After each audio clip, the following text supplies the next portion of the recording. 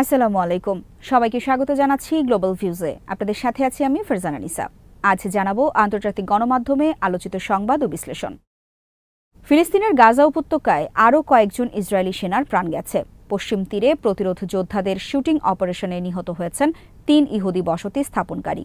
গাজা ও পশ্চিম তীরে রক্ত ঝরেছে আরও অনেক ইহুদিবাদীর। ফিলিস্তিনের সমর্থনে লোহিত সাগরে মার্কিন রণতরীতে আঘাত হেনেছে ইয়েমেনের আনসার আল্লাহ আন্দোলন। তাদের ড্রোনের আঘাতে প্রকম্পিত হয়েছে তেল আবিব ও আসকালান। নতুন উদ্যমে প্রতিরোধ যোদ্ধারা যখন ময়দানে, তখন গাজার যুদ্ধবিরতি নিয়ে নিবিড় আলোচনা চলছে কাতারে। হামাস বলেছে চুক্তির একমাত্র লক্ষ্য যুদ্ধের সমাপ্তি এবং গাজা থেকে পূর্ণাঙ্গ সেনা প্রত্যাহার। প্যালেস্টাইন ক্রনিকল জানিয়েছে গাজায় দখলদার বাহিনীর বিরুদ্ধে তীব্র প্রতিরোধ অব্যাহত রেখেছেন ফিলিস্তিনি যোদ্ধারা। হামাসের সামরিক শাখা আল কাসাম ব্রিগেডস সোমবার উত্তর গাজার জাবালিয়া ক্যাম্পের শিফতাবি জংশনের পূর্বে উচ্চ শক্তির এক্সপ্লোসিভ ডিভাইস এবং শেওয়াজ চার্জের মাধ্যমে ইসরায়েলের 2টি মার্কাভা ট্যাঙ্ক ধ্বংস করেছেন। ইসলামিক জিহাদের সামরিক শাখা আল কুদস ব্রিগেডসের সঙ্গে যৌথভাবে উত্তর গাজার বেইত লাহিয়ায় ইসরায়েলি বাহিনীর সঙ্গে তীব্র লড়াইয়ে নিয়োজিত হন তাদের যোদ্ধারা। এদিকে আল কুদস ব্রিগেডস জাবালিয়ায় ইসরায়েলি সেনাদের অবস্থান করা একটি ভবনে ঝোড়ো হামলা চালিয়েছে। ইসরায়েলের সেদ্রত এবং গাজার পার্শ্ববর্তী অবৈধ ইহুদি বসতিগুলোকে লক্ষ্য করে রকেট হামলার দায় স্বীকার করেছেন তারা। উত্তর গাজার যে স্থানে বিপুল ইসরায়েলি সেনা ও গাড়ি মোতায়েন রয়েছে, তার পাশ থেকেই এই হামলা চালানো হয় বলে জানিয়েছে প্যালেস্টাইন ক্রনিকল। ইসরায়েলি সেনাবাহিনী সোমবার জানিয়েছে উত্তর গাজা থেকে এসে ইসরায়েলি বসতিগুলোতে ঢুকে পড়া 3টি প্রজেক্টাইল চিহ্নিত করেছেন তারা। এক বিবৃতিতে দখলদার বাহিনী বলেছে একটি রকেট প্রতিহত করা সম্ভব হলেও একটি সেদ্রত বসতিতে এবং আরেকটি খোলা জায়গায় নিক্ষিপ্ত হয়। রকেটের আঘাতে বসতির ক্ষয়ক্ষতি হয়েছে বলে স্বীকার করেছে ইসরায়েলি মিডিয়া। ইসরায়েল হায়ম এর খবরে বলা হয়, তীব্র যুদ্ধাবস্থা আবার শুরু হওয়ায় সেদ্রতের বসতি স্থাপনকারীদের মধ্যে ক্ষোভ তৈরি হয়েছে। এই অবস্থাকে অসহনীয় উল্লেখ করে তারা বলেছেন, এমন অবস্থা অব্যাহত থাকলে শহরের শিক্ষা প্রতিষ্ঠানগুলো আবার বন্ধ করে দিতে হবে। প্রেস টিভির খবরে বলা হয়, অধিকৃত পশ্চিম তীরের জেনিন শহরে ইসরায়েলি সামরিক যানগুলোর একটি কনভয় বৃষ্টির মতো গুলি চালিয়েছে ইসলামিক জিহাদের সামরিক শাখা। তাছাড়া তাদের ইঞ্জিনিয়ারিং ইউনিটের যোদ্ধারা জেনিনে নামের শ্রেণীর একটি ইসরায়েলি মিলিটারি পার্সোনেল ক্যারিয়ারে আগে থেকে পুঁতে রাখা একটি এক্সপ্লোসিভ ডিভাইসের বিস্ফোরণ ঘটান। ইসরায়েলি সেনাবাহিনীর মুখপাত্র সোমবার উত্তর গাজায় আরও 2 সেনা কর্মকর্তার প্রাণহানি এবং 2 সেনার গুরুতর আহত হওয়ার কথা স্বীকার করেছে। নিহত 2 জনের একজন ক্যাপ্টেন, যিনি নাহাল ব্রিগেডের 932তম ব্যাটালিয়নের ডেপুটি কোম্পানি কমান্ডার হিসেবে কাজ করতেন। দুভদেভান ইউনিটেও কর্মরত ছিলেন তিনি। ইয়েদিওথ আহরোনথ বলেছেন, উত্তর গাজার বেইত হানুনে প্রচণ্ড লড়াইয়ের সময় প্রতিরোধ যোদ্ধারা ইসরায়েলি বাহিনীকে লক্ষ্য করে অ্যান্টি ট্যাঙ্ক মিসাইল নিক্ষেপ করলে এই 4 সেনা হতাহত হন। নিহত আরেক সেনা কর্মকর্তার ব্যাপারে কোনো তথ্য পাওয়া যায়নি। ইসরায়েলি সেনাবাহিনীর ঘোষণা অনুযায়ী গুরুতর আহত হওয়া 2 সেনা নাহাল ব্রিগেডের। সোমবার সকালে বেইত হানুনের একটি ভবনে এক্সপ্লোসিভ ডিভাইস বিস্ফোরিত হলে তারা আহত হন। আল কাসাম ব্রিগেডস হুঁশিয়ারি দিয়ে বলেছে, ফিলিস্তিনের বিরুদ্ধে আগ্রাসনের মূল্য ইসরায়েল সরকারকে রক্তের মাধ্যমেই পরিশোধ করতে হবে। সোমবার এক বিবৃতিতে কাসামের মুখপাত্র আবু ওবায়দা বলেছেন, শত্রুরা যেন জেনে রাখে গাজা এবং পশ্চিম তীরের বিরুদ্ধে আগ্রাসন যদি অব্যাহত থাকে, সেনা এবং বসতি স্থাপনকারীদের রক্তের বিনিময়ে ইসরায়েলকে এর মূল্য পরিশোধ করতে হবে। সোমবার অধিকৃত পশ্চিম তীরে এক শুটিং অপারেশনে 3 ইহুদি বসতি স্থাপনকারী নিহত হওয়ার ঘটনার প্রশংসা করে তিনি বলেন, গাজার যোদ্ধারা সাহসী বীর, তারা প্রতিরোধ সংগ্রামের প্রতি তাদের অঙ্গীকার পালন করে চলেছেন। খবরে বলা হয়, সোমবার পশ্চিম তীরের উত্তরে কালকিলিয়ার পূর্বে আল ফান্দুক গ্রামে ফিলিস্তিনি যোদ্ধাদের প্রতিশোধমূলক শুটিং অভিযানে 3 ইসরায়েলি বসতি স্থাপনকারী নিহত হন। গুরুতর আহত হন 6 জন। আবু ওবায়দা বলেন, গাজার প্রতিরোধ সংগ্রামকে সমর্থন করা থেকে পশ্চিম তীরের প্রতিরোধ যোদ্ধাদের দমিয়ে রাখার যে চেষ্টা ইসরায়েল চালাচ্ছে, তা সন্দেহাতীতভাবে ব্যর্থ হবে। তিনি জোর দিয়ে বলেন, আমাদের জনগণ শান্তিতে না থাকলে ইসরায়েলিরাও শান্তিতে ঘুমাতে পারবে না। এদিকে ফান্দুক শুটিংয়ের পর ইসরায়েলি প্রধানমন্ত্রী বেনিয়ামিন নেতানিয়াহু শীর্ষ সামরিক ও নিরাপত্তা কর্মকর্তাদের সঙ্গে বৈঠক করেছেন। বৈঠকে ফিলিস্তিনি যোদ্ধাদের গ্রেফতারের জন্য অভিযানের নির্দেশনা দেওয়া হয়।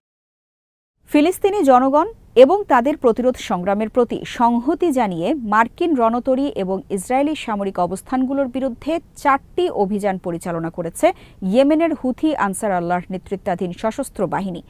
ইয়েমেনি বাহিনীর বিবৃতিতে বলা হয়, সোমবার তাদের মিসাইল ও ড্রোন বাহিনী উত্তর লোহিত সাগরে মার্কিন বিমানবাহী রণতরী USS হ্যারি এস ট্রুম্যানে হামলা চালায়।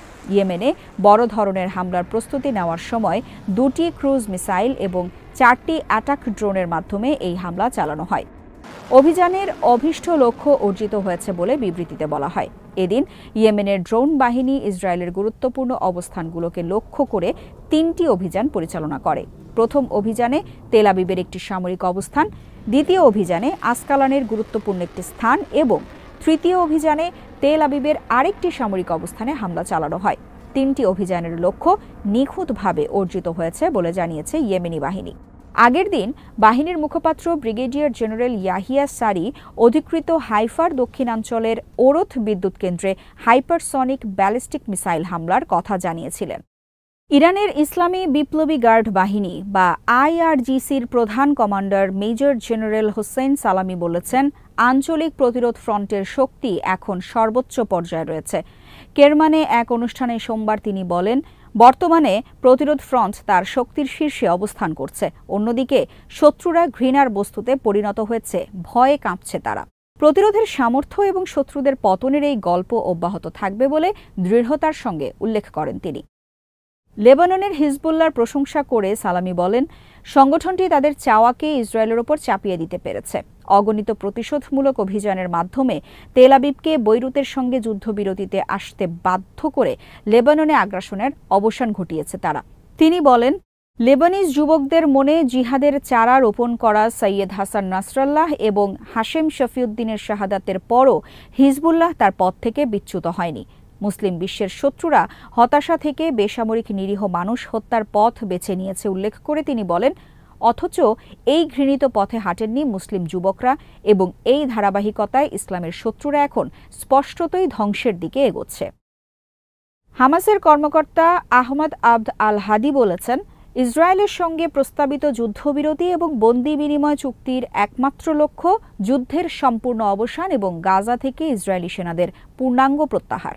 এখন নেতানিয়াহুর অনুমোদন গুরুত্বপূর্ণ এবং তার সম্মতি এলে চুক্তি বাস্তবায়িত হবে বলে উল্লেখ করেন তিনি। আল মায়াদিনের সঙ্গে সাক্ষাৎকারে সোমবার তিনি বলেন, হামাস শত্রুতা বন্ধ, গাজা থেকে সম্পূর্ণ সেনা প্রত্যাহার ও বাস্তুচ্যুত ফিলিস্তিনিদের ঘরে ফেরার শর্তের ওপর জোর দিয়েছে।